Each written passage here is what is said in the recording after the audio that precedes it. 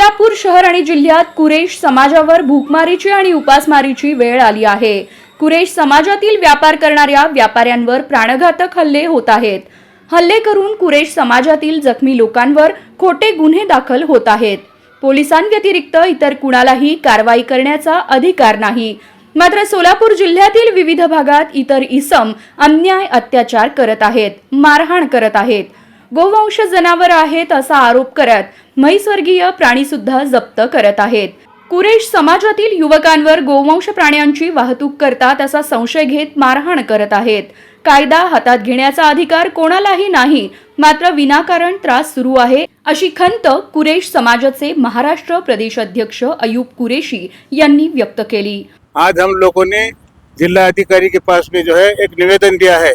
हमारे बिरादरी के लोग जो कुरेश बिरादरी जो खाटिक समाज जो भी काम करते हैं उस पर जो है बहुत बड़ा अत्याचार हो रहा है। लोगों को जानवरें लाने नहीं दिया जाता, जाने आने के दरमियान उनको तकलीफ दी जाती है। ट्रैफिक में जो है जो भी लोग जो है दीगर जो ऐसी तंजीमें हैं, कुछ तंजीमें जो है सब लोगों को तकलीफ देते हैं और जो है जानवर पकड़कर कोर्ट में इसमें डालते हैं, गौशाला में डालते हैं। गौशाला में कोर्ट के आर्डर के निकलने के बाद में भी फिर दोबारा उस पर स्टे लेकर फिर दोबारा गौशाला में डालते हैं। तो वो जानवर जो है निकालने की सूरत में जो है तकरीबन जानवर की कीमत से ज़्यादा उसकी खौटी के पैसे होते हैं।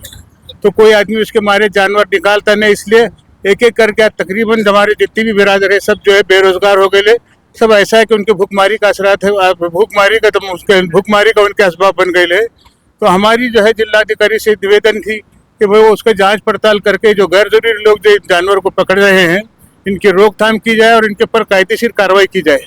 त्याबाबत पोलीस उपायुक्त विजय कबाडे, जिल्हाधिकारी कुमार आशीर्वाद यांना निवेदन दिले आहे। जिल्हा प्रशासनाने व पोलीस प्रशासनाने कारवाई करण्याचे आश्वासन दिले आहे। भविष्यात वाढत्या अत्याचार आणि अन्यायाविरोधात आम्हाला आंदोलन करत रस्त्यावर उतरावे लागेल असा इशारा यावेळी कुरेश जमातच्या वतीने देण्यात आला।